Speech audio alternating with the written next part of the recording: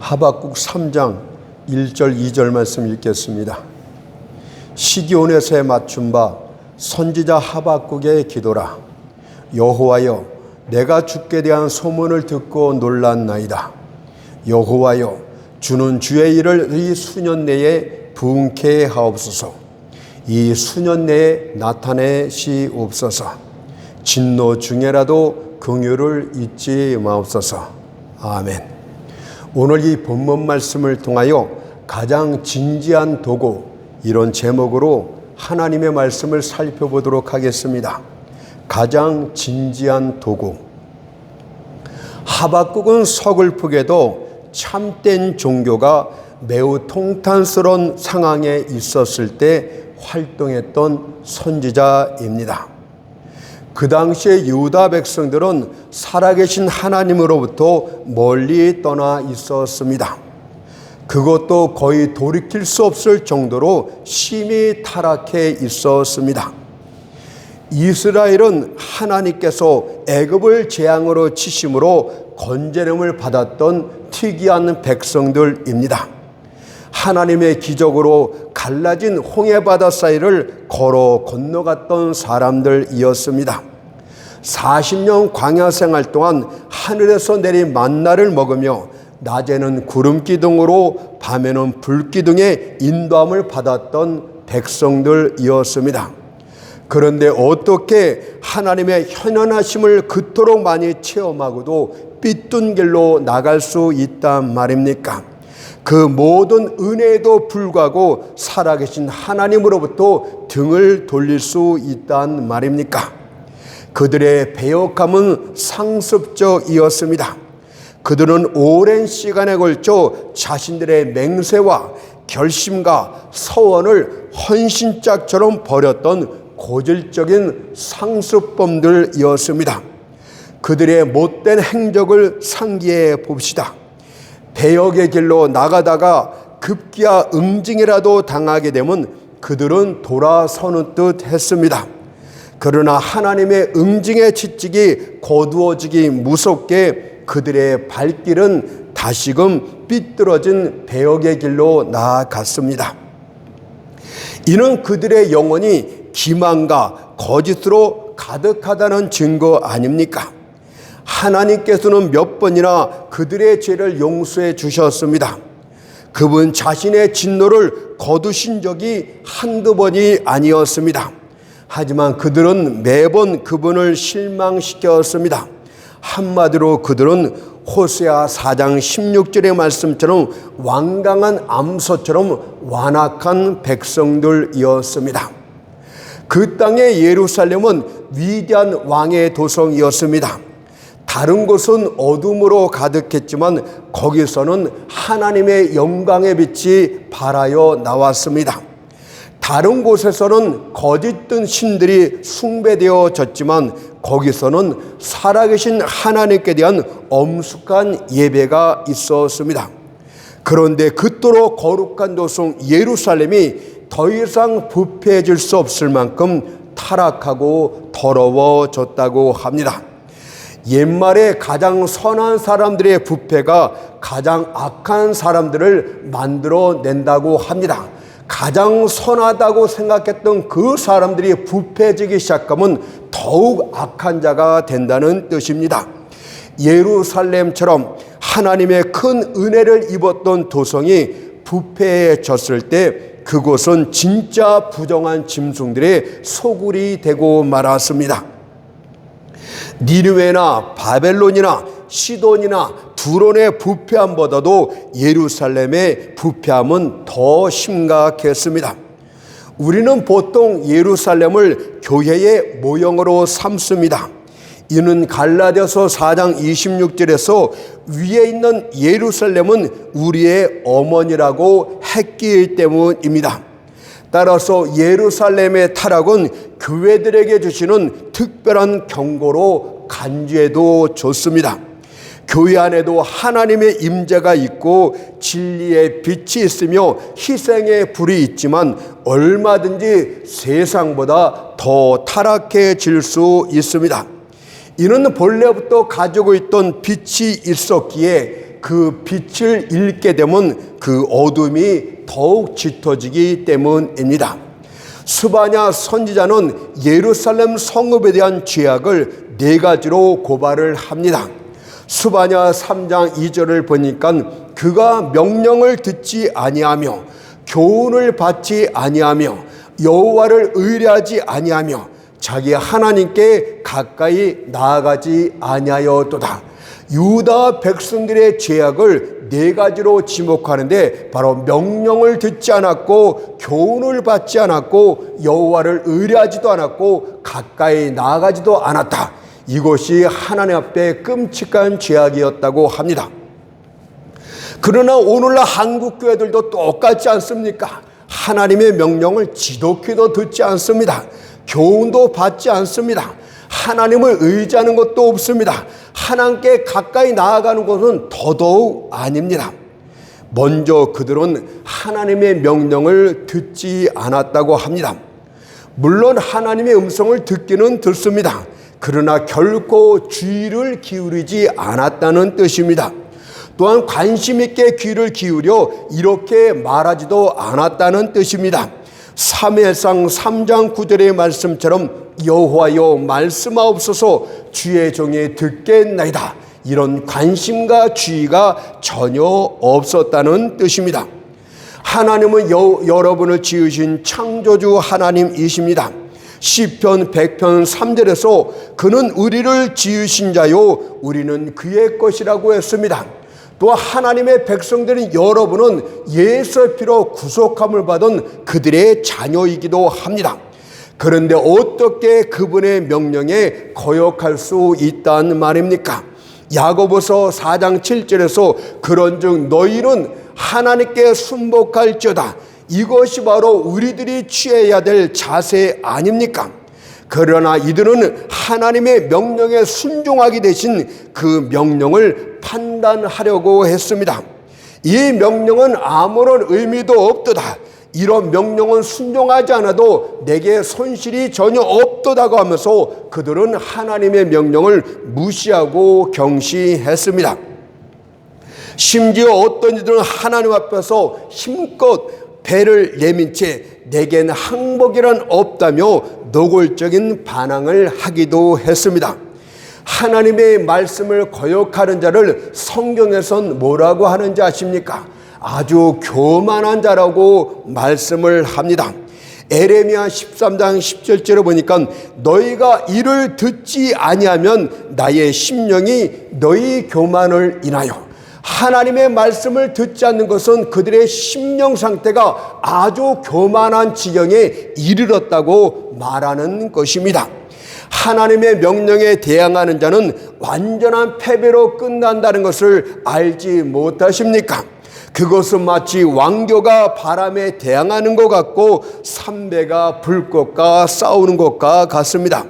그래서 이사야 27장 4절에선 이렇게 대적자들에게 경고를 합니다.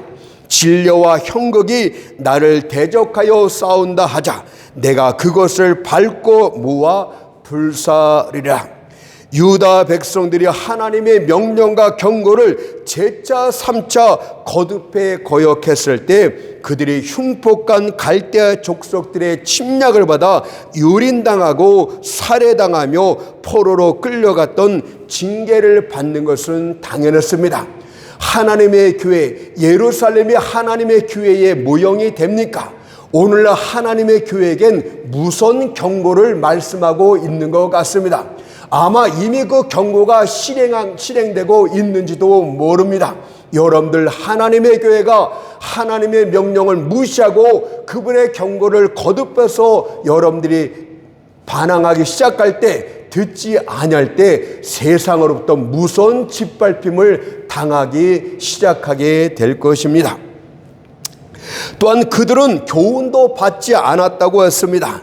하나님의 입에서 나온 말씀은 바르고 진실되고 확실합니다.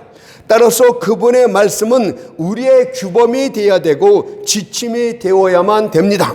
귀를 쫑긋한 채 심혈을 기울여 듣는 것이 지혜입니다. 여호와여, 당신의 말씀이 나의 규범이 되고 나의 지침이 되기를 원하나이다. 내가 매사에 당신의 뜻에 순종하기를 앙망하나이다 라고 고백하는 것이 옳습니다. 그러나 유다 백성들은 하나님의 교훈에 대해서 이렇게 저항을 했습니다. 나는 당신의 말에 신경 쓰지 않겠소. 내가 무슨 까닭으로 당신의 말 때문에 손발이 묶여야 된다는 말이오. 무슨 연고로 내가 제재를 받아야 된다는 말이오. 나는 자유롭게 생각할 것이며 내 마음대로 살아갈 것이오. 나는 절대 당신의 말에 속박당하기 싫소 라고 그들은 했습니다. 과연 이것이 하나님이 말씀하실 때 갖춰야 될 바른 태도입니까? 트집 잡거나 변론하거나 판단하는 것이 바른 태도입니까? 만일 설교자가 진실로 하나님의 말씀을 전하고 있다면 그것을 판단하는 것은 여러분들에게 화가 될 것입니다. 왕도를 벗어날 때, 하나님의 말씀의 왕도를 벗어날 때 안전함은 존재하지 않습니다. 그런 자들은 옛날 애굽에 겪었던 혼란의 흑암 속으로 빠지게 될 것입니다. 여러분은 캄캄한 중에 불 하나 없이 안내자도 없이 험준한 산을 홀로 헤매는 것이 어떤 것인지 아십니까? 그들의 발이 흑암에 거치는 것에 걸려 크게 넘어지고 말 것입니다. 고난의 흑암이 덮칠 것이며 견디기 어려운 시절을 당하게 될 것이지만 하나님의 도움이나 구원은 절대 기대할 수 없게 됩니다. 그래서 에레미야 20장 4절에서 대저 여호와께서 이렇게 말씀하시되, 보라, 내가 너로 너와 내 모든 친구에게 두려움이 되게 하리니 라고 경고를 하신 것입니다. 세 번째로 이들은 여호와를 의뢰하지도 않았습니다. 여호와를 의뢰하지 않는 자는 쓰디쓴 실망감을 겪게 될 것입니다. 이들은 바벨론 공격과 관련해서 아마 이렇게 중얼거렸을 것입니다. 기다리겠어. 날이 셀 때까지 나는 기다릴 거야. 기다리다 보면 필경 밝아질 거야. 그러나 완전 허탕이었습니다.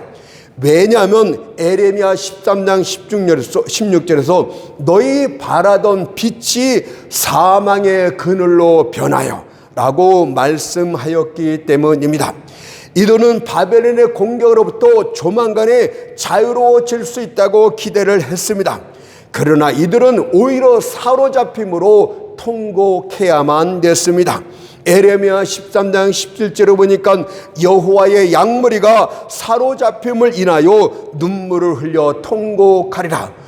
오늘날에도 하나님의 한국 교회들이 이런 상태에 있습니다. 조금만 시간이 지나면 코로나도 멈추고 모든 것이 잘 되고 교회를 떠났던 사람들은 다 돌아올 것이고 그들은 아주 희망에 불풀어 있지만은 천만의 말씀입니다. 여러분들 바라던 빛이 오히려 사망의 근로, 죽음으로 바뀌어서 올 것이라고 말씀하고 있지 않습니까? 오늘날에 지금도 제가 이야기를 듣다 보니까 이 코로나 2년 기간 동안에 교회가 10,000개나 사라졌다고 합니다. 여러분, 얼마나 더 끔찍한 화가 점점 크게 올지 저는 알 수가 없어요. 가벼운 징계도 깨닫지 못하면 무서운 징계가 기다리고 있다는 것은 상식 아니겠습니까?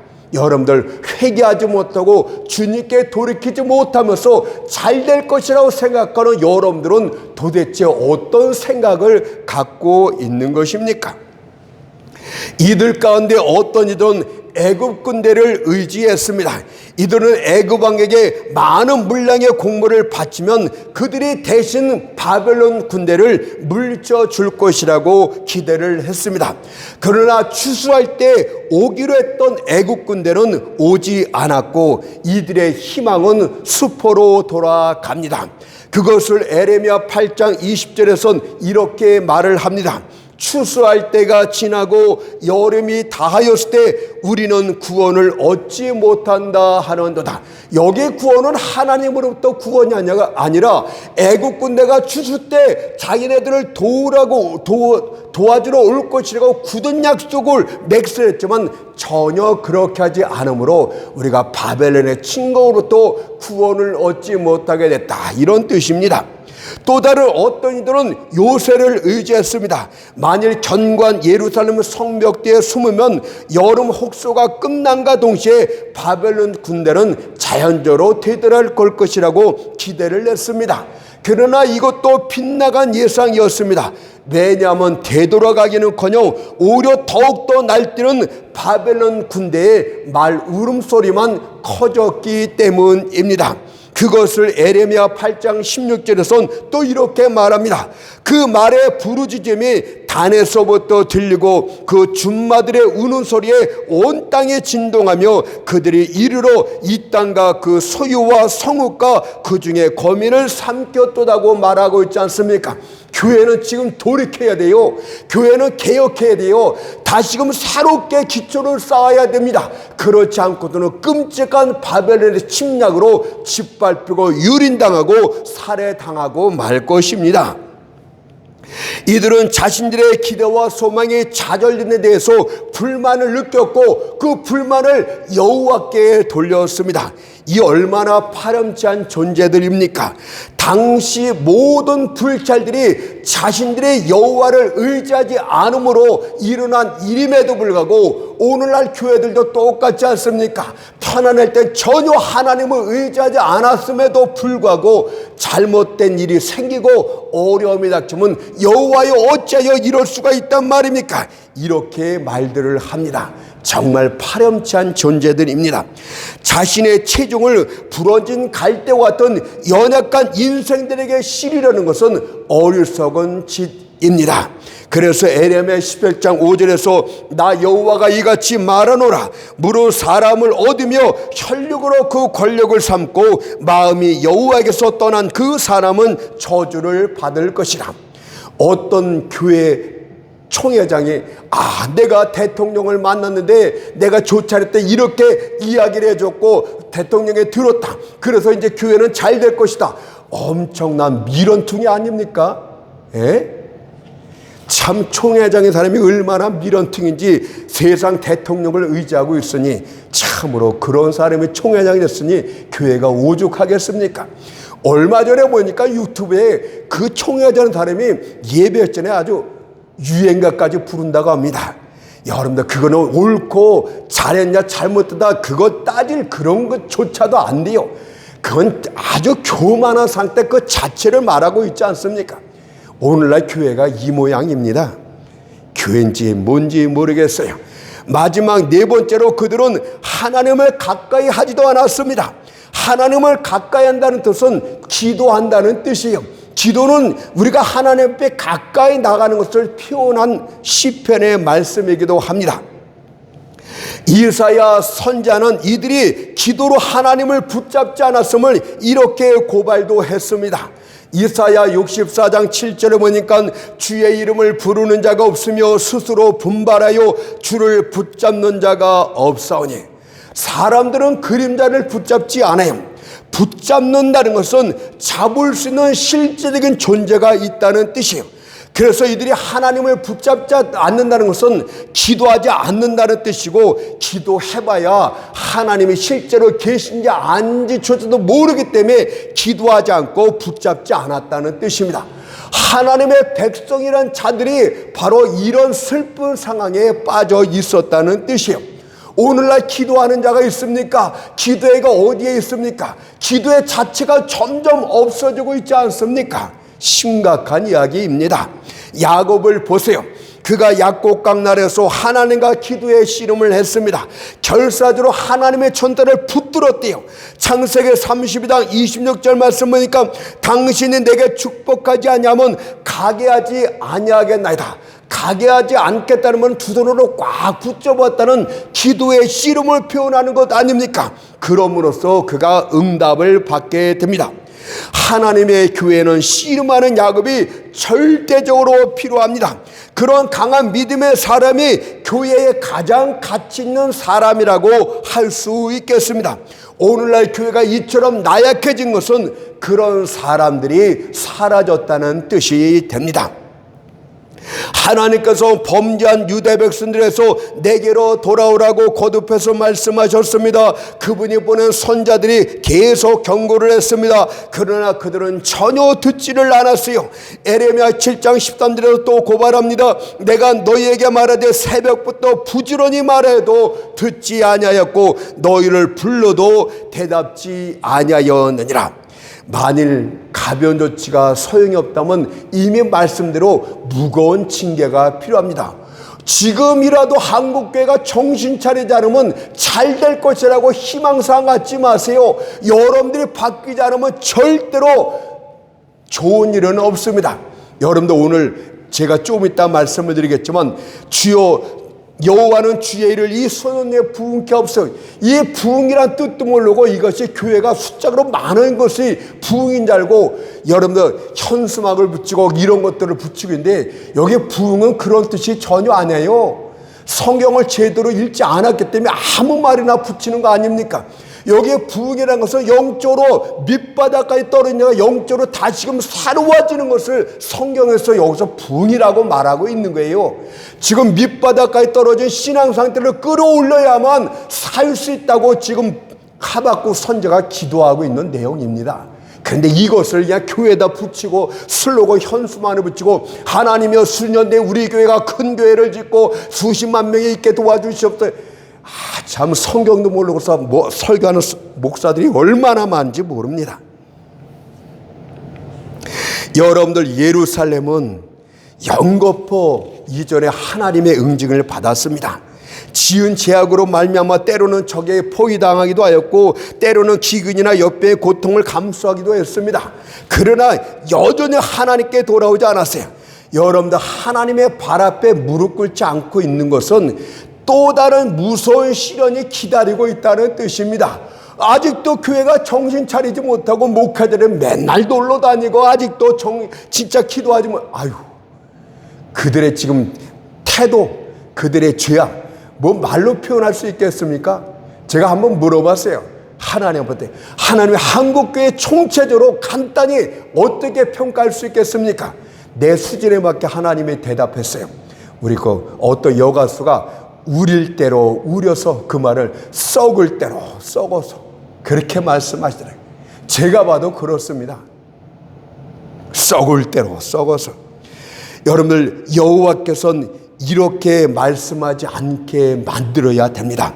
호세 6장 4절 말씀, 에브라임아 내가 네게 어떻게 하랴, 유다야 내가 네게 어떻게 하랴, 이런 말씀이 하나님이 하셔서는 안 되는 거예요. 하나님이 한국교회에서 이 교회들아 내가 너희에게 어떻게 하라, 이것은 무엇입니까? 내가 너희를 회초를 넣고 계속 경고를 주고 돌아왔지만 도저히 안 되겠구나. 어떻게 하라, 이제 내가 너에게 무서운 징계로서 너희를 진짜 다루겠다, 그 뜻 아닙니까? 더 이상 긍휼을 베풀지 않겠다는 지경까지 가겠다는 뜻이 아니겠습니까? 여러분들 마침내 하나님께서는 유다 백성들에게 심판을 내리기로 결정합니다. 그리고 하박국 선지자는 갈대아 사람들의 침공이 매우 임박했음을 환상 중에 보게 됩니다. 잔혹한 갈대아 족속의 침략을 받아서 백성들이 재산을 탈취당하고 가족과 친구들이 살육당하며 그들의 터전인 성읍이 불태워지는 징계의 환상을 그가 목격하게 됩니다. 하박국 선지자는 예언자였습니다. 그래서 오늘 이 하박국 말씀 예언서 시작도 뭐라고 기록되어 있는지 아십니까? 1절을 보세요. 1절. 선지자 하박국의 묵시로 받은 경고라. 그가 하나님의 장태 예언적이면서 하나님의 이스라엘 백성에게 어떻게 할 그 환상을 들어서 어떻게 심판할 것을 묵시로 받은 내용이라 이 뜻입니다. 때문에 그의 영은 백성들의 죄 때문에 아마 격동되어 있었을 것입니다. 하나님의 백성들이 받을 징계도 걱정이 되고 슬펐지만 그 영은 오히려 반대로 다른 것 때문에 격동이 됐어요. 왜냐하면 하나님이 자기 백성을 심판하게 되면 세상 사람들이 뭐라고 이야기합니까? 야, 저들은 하나님의 백성들 아니냐, 저들이 믿는 하나님이 저들을 심판하고 있도다 하고 조롱하지 않겠습니까? 그들이 지은 죄악 때문에 하나님의 공의가 펼쳐지는 날 하나님의 이름도 땅에 떨어지게 됩니다. 하나님의 교회가 하나님의 심판을 받아서 여러분들 밑바닥까지 떨어지게 될 때, 징계를 당하게 될 때 하나님의 이름도 밑바닥까지 떨어지게 되는 것입니다. 그래서 하박국 선지자는 그 애통함을 갖고서 하나님의 약속을 부여잡고 간절히 도고기도 중보기도를 지금 시작하고 있는 거예요. 하박국의 이름이 끌어안았다, 매달리다라는 뜻이 아닙니까? 그는 하나님의 약속의 말씀을 붙들고 매달리면서 중보기도를 시작했어요. 여러분들, 하나님의 주신 약속이 도대체 무엇입니까? 하나님의 주신 약속은 이것이에요. 하나님께서는 범죄한 유다 백성들을 공의로 심판하시기로 작정을 하셨다고 합니다. 그리고 그 심판의 도구는 갈대아 족속이었다고 합니다. 하박국은 이것이 불만스러워서 하나님 앞에 잠깐 따졌어요. 어찌하여 하나님을 모르는 이방 민족을 들어서 하나님의 백성인 유다 백성을 치는 것입니까? 악인들이 착각하여 의인들보다 자신들이 더 낫다고 생각하지 않겠습니까? 그는 그것이 좀 불만이었어요. 하나님의 공의가 펼쳐지는 것은 좋은데 왜 악인들을 들어서 하나님의 백성들을 치는 것입니까? 그것이 하박국 1장 13절의 말입니다. 주께서는 눈이 정결하심으로 악을 참아 보지 못하시며 패역을 참아 보지 못하시거늘 어찌하여 게으른 자들을 방관하시며 악인이 자기보다 의로운 사람을 삼키되 잠잠하시나이까. 이에 대한 하나님의 응답과 회복 약속이 그에게 이렇게 주어집니다. 내가 바벨론 막대기를 들어 유다 백성들을 징치할 것이지만 때가 되면 반드시 그 바벨론을 내가 진멸시킬 것이라. 나의 엄한 공의를 보여줄 것이니라. 그러나 유다는 다시 회복되어 본토로 돌아오게 되리니 그때 나의 긍휼함을 나타내리라고 하셨습니다. 여러분들, 그것을 에레미야 50장 18절 19절에서 이렇게 말합니다. 나 만군의 여호와 이스라엘의 하나님이 이같이 말하노라. 보라, 내가 아수르 왕을 벌한 것 같이 바벨론 왕과 그 땅을 벌하고 이스라엘을 다시 그 목장으로 돌아오게 하리니 그가 갈멜과 바산에서 먹을 것이며 그 마음이 에브라임과 길앗산에서 만족하리라고 했습니다. 따라서 하박국 선지자의 도고 내용은 하나님의 약속을 붙들고 기도했던 내용입니다. 하박국 3장 1절 2절 다시 한번 읽어볼게요.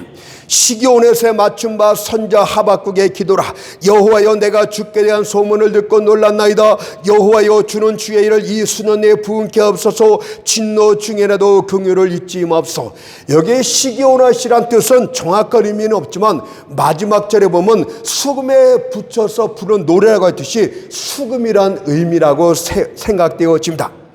먼저 그의 중보기도 내용을 보세요. 그는 미래에 대한 두려움을 갖고 있었어요. 그것은 하나님이 경고하시던 그 위협들이 실제로 실행되기로 작정되었기 때문입니다. 그래서 하박국 3장 2절에서 여호와여, 내가 주께 대한 소문을 듣고 놀랐나이다. 그 계시 묵시를 듣고 그가 깜짝 놀랐다는 이야기 아닙니까? 하나님께서 갈대아 족속을 인간 막대로 들어 유다 민족을 징계키로 결정하셨습니다. 그들은 사납고 강력한 백성이었으며 무자비하고 성급한 민족이었고 무시무시하고 두려운 사람들이었습니다. 그들은 사자들보다 더 강하고 저녁의 이리띠보다도 더 살아왔습니다. 그들은 마치 강력한 사냥꾼들이 먹이를 습격하듯 유다를 향해서 달려오기 시작했습니다. 그리고 마치 하나님의 백성들을 바다의 고기들을 마구 잡아들이냐 포로로 끌고 가고자 작정을 한 것입니다. 이것이 주께 대한 소문을 들었나이다. 주님께서 유다 백성들을 징치하는 것을 어떻게 할 건지를 내가 그것을 묵시로 알았나이다, 이 뜻 아닙니까? 이미 하나님의 교회를 향해서 이런 심판이 결정되었는지도 모르겠습니다. 두 번째는 그래서 하나님의 백성들이란 도고 내용이 나옵니다. 여호와여 주는 주의 일을 이 수년 내에 부은케 없어서. 주의 일은 이미 말씀드린 거예요. 바벨론을 통해서 유다를 징치할 것이지만 하나님의 정한 때 바벨론 족속을 다시금 심판하고 유다 백성을 회복시켜 줄 것이라는 그 주의 일을 수년 내에 부은케 없어. 무슨 뜻입니까? 하박국은요, 수년 내라고 한 것은 기간이 짧은 내에 이루어지기를 원한 것이에요. 이미 하나님의 심판이 결정되었으니 그것은 어떻게 할 수가 없나이다. 하나님의 말씀은 변치 않는 말씀이니 그것은 반드시 실행될 것입니다. 교회 가운데 하나님의 무서운 징계의 바람이 불게 될 것입니다. 그러나 하나님이여 실행하시되 짧은 시간 안에 바벨론을 심판하시고 짧은 시간 안에 유다 백성들을 회복하여 주기를 원하나이다.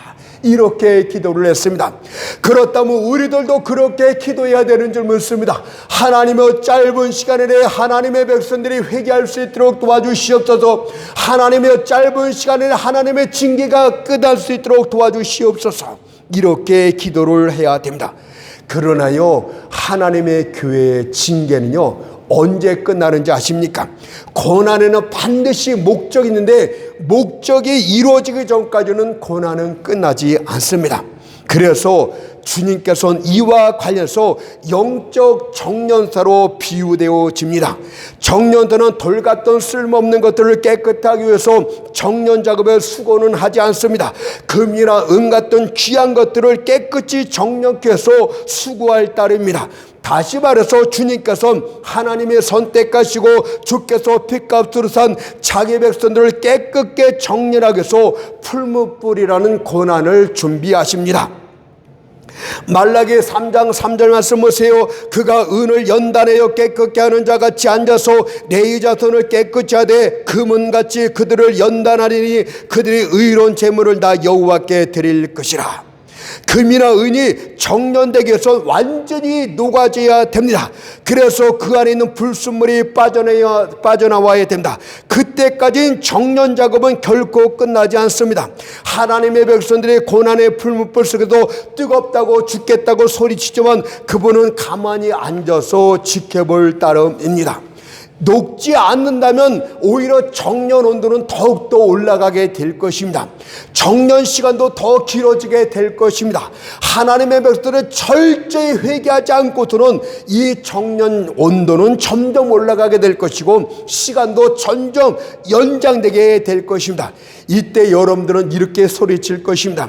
주의 자비는 어디에 있는가? 그분의 온유함은 어디에 있는가? 내가 이렇게 고통받고 있는데 어떻게 내게 손을 내밀지 않는가? 라고 울고불고 할 것이지만 그분의 처방은 가만히 앉아서 지켜보는 것 이외에는 아무것도 없습니다. 완전히 녹아질 때까지, 완전히 회개할 때까지, 완전히 새로워질 때까지는 계속해서 그 일이 이루어질 것입니다. 오늘날 한국교회의 더러운 불순물은 무엇입니까? 유다 백성들이 하나님의 심판을 받았던 이유는 명령을 듣지 않고 교훈을 듣지 않고 그분을 의지하지 않고 가까이 나가지 않았기 때문입니다. 한마디로 지 멋대로 하겠다는 교만 때문에 그렇습니다. 그런데 오늘날 한국교회도 똑같은 교만이 있습니다. 바로 성취의 교만이 있지 않습니까? 교회들이 교만 중에 말합니다. 이 큰 교회를 봐라. 이 많은 성도들을 봐라. 우리 힘으로 이룬 것이 아니냐. 이것은 우리의 영광을 나타내고 있는 것이 아니냐. 한마디로 꼴값을 떨죠. 여러분들 참 오늘날 교회는요 정말 교만의 극치를 달리고 있어요. 찬탄할 만한 열정으로부터 위원처럼 냉담에까지 빠지고 말았습니다. 예전처럼 믿음이 깨어있지 않고 믿음을 지키기 위해서 절대 신실하게 투쟁하지도 않습니다. 주변을 둘러보세요. 쿨쿨 잠만 잡니다. 온통 잠자고 냉담하고 무력한 자들밖에 없습니다. 차갑고 계산적인 크리스찬 이해들밖에 없습니다.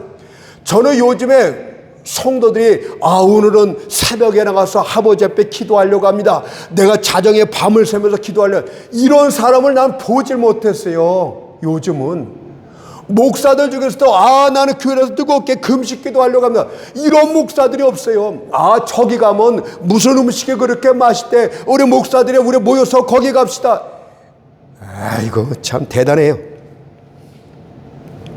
과거엔 자신을 헌신하는데 높은 음계까지 올라갔던 이들이 지금은 낮디낮은 음계까지 떨어져서 음악을 도저히 연주할 수 없게 되었어요.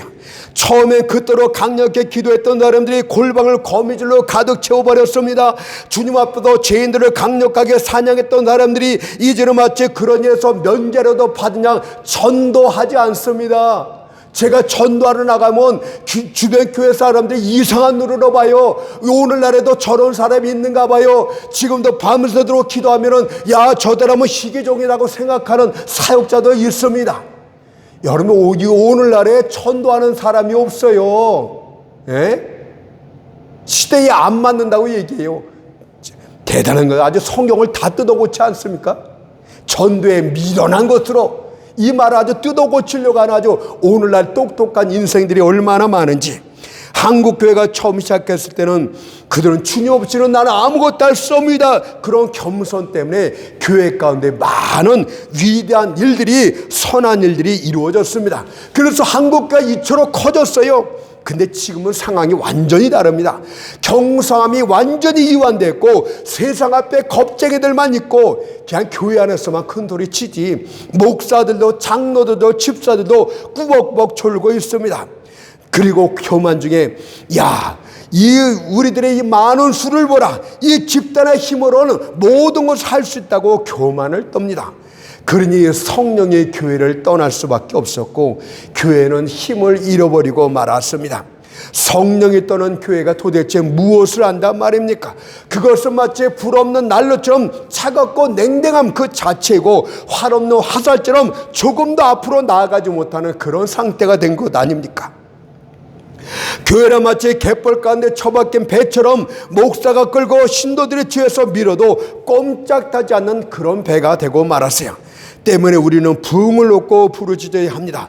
바로 성령의 임재하심을 놓고 부르짖는 것이 오늘 본문이 말하는 부흥이에요. 여기서 수년 내에 부흥케 없어 이 말은요, 성령의 임재하심이 교회 가운데 나타나게 하시옵소서. 다시금은 성령님의 교회를 살려주시옵소서, 이것입니다. 근데 성령을 찾는 이들이 없습니다. 여기 부흥은요, 그런 뜻이 아니라 본질을 찾고 찾으면 성령의 임하시옵소서, 성령의 우리를 새롭게 하시옵소서, 이것을 부르짖고 있는 것입니다. 성령의 임재를 이사야 44장 3절에서 마른 땅에 시내가 흐르게 하며 이렇게 비유적으로 표현했습니다. 오늘날 교회는 마른 땅, 한마디로 죽음의 땅, 황무한 땅 그 자체 아닙니까? 아무 생명력이 없는 그 교회. 성령께서 그러나 강물처럼 흘러들어오게 할 때 교회는 살아나게 됩니다. 마른 땅이 비옥한 땅으로 변하게 됩니다. 그런데 아직도 성령을 의지하지 않고 있으니, 자기 잘났다고 하고 있으니 심각하고 교회는 더 많은 시련 가운데 봉착할 수밖에 없는 게, 그러나 하박국 선자는 이렇게 기도를 한 거예요. 주님이시여 우리를 살려주옵소서, 우리 속에 새 생명을 허락하사 우리를 새롭게 하옵소서, 다시 한번 성령의 충만한 임자심을 내게 허락하여 주옵소서, 다시 한번 오순절의 성령 역사를 허락하여 주옵소서, 수년 내에 일을 이루어 주옵소서, 이렇게 기도했던 것입니다. 여러분들, 오늘 우리는 이 내용을 잊어서는 결코 안 됩니다. 하박국 선자는 이런 탄원을 마친 후에 그 영혼이 안식을 취하고 주저앉은 상태에서 이런 생각을 했습니다. 미래를 볼 수 있었던 그는 갈대인들의 투기의 광채와 그들의 칼의 번뜩임을 보았습니다. 그는 온 땅의 황야로 변화되는 것을 보았습니다. 하나님의 교회가 밑바닥까지 떨어지고 짓밟히는 것을 보았습니다. 그럼에도 불구하고 그는 천지의 주제이신 하나님께, 모든 것을 주관하시는 하나님께 모든 것을 맡기는 적에 마지막에 이런 노래를 합니다. 하박국 3장 17절 18절 말씀 보세요. 비록 무화과 나무가 무성치 못하며 포도나무에 열매가 없으며 감람나무에 소출이 없으며 외양간에 소가 없을지라도 나는 여호와를 인하여 즐거워하며 나의 구원의 하나님을 인하여 기뻐하리로다. 하나님이요, 하나님께서 이 교회의 촛대를 다 옮겨버리신다 할지라도, 가장 악한 일들이 교회 가운데 연거푸 일어난다 할지라도, 하늘이 무너진다 할지라도, 정말 교회가 비참한 상황 가운데 이른다 할지라도 저는 하나님만 바라보겠나이다. 나를 구원하실 자는, 우리의 피난처는, 바로 우리를 도우실 자는 여호와 하나님 한 분뿐이기 때문에 하나님이 마지막 날에 그때가 되면 다시금 우리를 회복하실 것을 나는 알게 구원의 하나님을 내가 찬양하나이다. 이렇게 노래했던 것입니다.